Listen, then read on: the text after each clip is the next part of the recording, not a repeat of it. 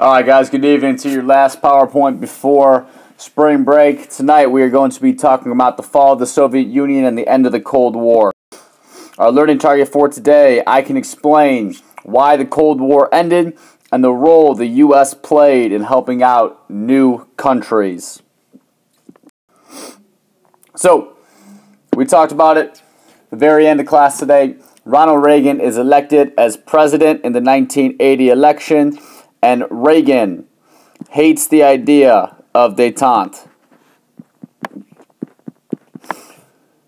Makes the U.S. look weak compared to the Soviet Union.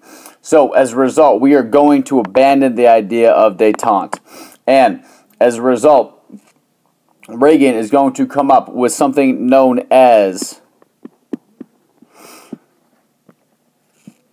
Star Wars. Now, Star Wars was the nickname for it, but basically what Star Wars is it is a space satellite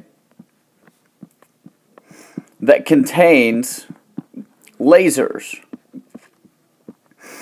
And so this satellite, what it has the capability of doing is it has the capability of striking down any nuclear missile that the Soviet Union will try to send at the United States. So the Cold War is officially back on. During this time period when Reagan is elected, this is the most fear that we have since the Cuban Missile Crisis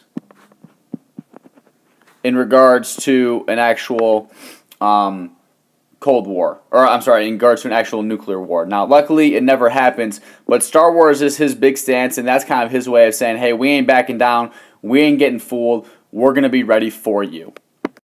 Now, the ironic thing is that the United States has been fighting this Cold War for about, at this point, 35 years. But even though we are fighting in this Cold War, the Soviet Union kind of self-implodes.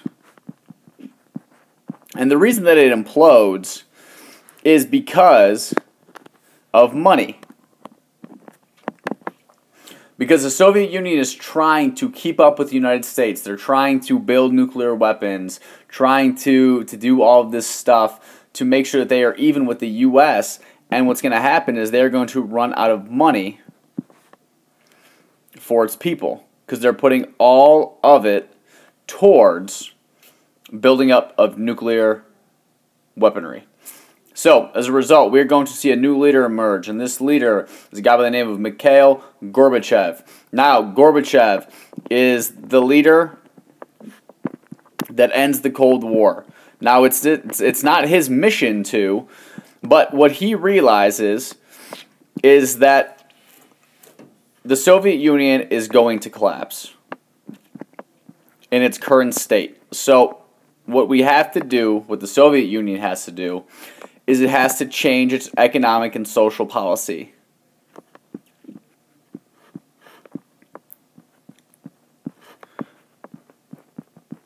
And so Gorbachev is going to introduce things like freedom of speech, freedom of the press. So when we talked about those Declaration of Human Rights, Gorbachev is going to implement those. Now the problem here is that up until this point, people in the Soviet Union have never had this opportunity to speak out. And now that they do, what's going to happen is they are going to speak out against communism, and they are going to want democracy. So what we're going to see is the emergence of the domino theory, except in reverse. So when we've talked about the domino theory, we've talked about the idea of communism spreading. What's going to happen is underneath the Iron Curtain, we're going to see, whoops, I spelled that wrong. We're going to see democracy spreading. And it's going to start in satellite nations like Poland, like Czechoslovakia, other satellite nations, and eventually it's going to move within areas of the Soviet Union. And one of the primary areas that it's going to hit is this country that we're going to talk about more tomorrow and Thursday when we have our Skype session, is this country of Azerbaijan. And these people are going to rebel, and they are going to want they're going to want democracy. Now, not only is this happening in the satellite nations, not only is it happening within the Soviet Union in different territories, different areas, but it's also happening predominantly in an area known as Berlin. And this is going to talk about the fall of the Berlin Wall. Now, the fall of the Berlin Wall happens on November 9th, 1989. So 1989 is the pivotal year. This is when all this stuff starts to happen. 1989 is when the dominoes start to fall. And the falling of the Berlin Wall is very symbolic in regards to democracy winning the Cold War. Now, it is not when it actually happened. Okay? Keep that in mind. It is not when the Cold War actually happens. The Berlin Wall falling is simply just the symbolic end. It's basically when we know it's going to happen, but it has not happened yet. So, when does it officially happen? It officially happens in 1991. What's going to happen is Gorbachev, kind of realizing what's going on, he is moving towards the Soviet Union, moving away from communism. Well, Gorbachev is overthrown. He's overthrown in an attempted coup d'etat. Now, a coup d'etat is an attempted military takeover. The problem is that the coup d'etat attempt fails. And it fails because the military does not back it. The military says, we're not going to kill our own people. We are not going to support this coup. And if you do not have the military supporting you in a military takeover, it's very, very difficult to be successful. So, this coup attempt fails. This coup attempt was going to take place in 1991. It fails. So, on December 25th, 1991, Gorbachev resigned. I guess it's a Christmas present to all democracies throughout the world. The next day, the Soviet Union officially falls, and the Soviet Union is disbanded on December 26th, 1991. Now, this is great. But the problem is that we have to come to a realization here. And the realization is that within days, we have all of these new countries trying to form.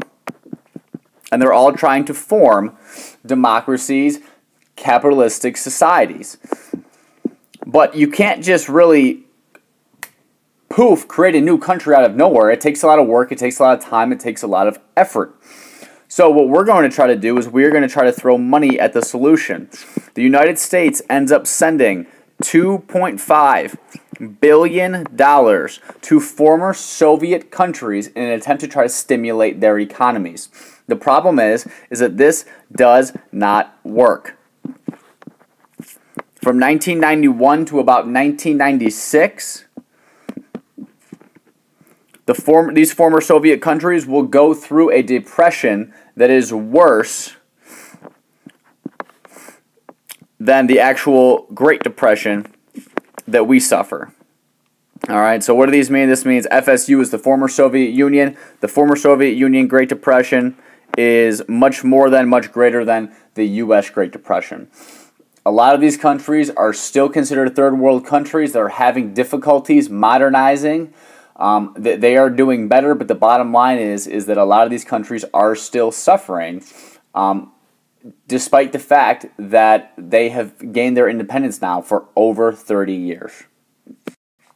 Now, quick review. Can you explain why and how the Soviet Union fell? It basically is the idea of the domino theory. It really has nothing to do with the U.S. And the role that the U.S. played afterward, they were basically an economic force trying to help these countries out. So if you guys can understand that, you should be good to go. That's all I got for you guys. Hope to keep it short and sweet. Other than that, I hope you guys enjoy the rest of your night, and we are almost to spring break. So have a good night. Bye.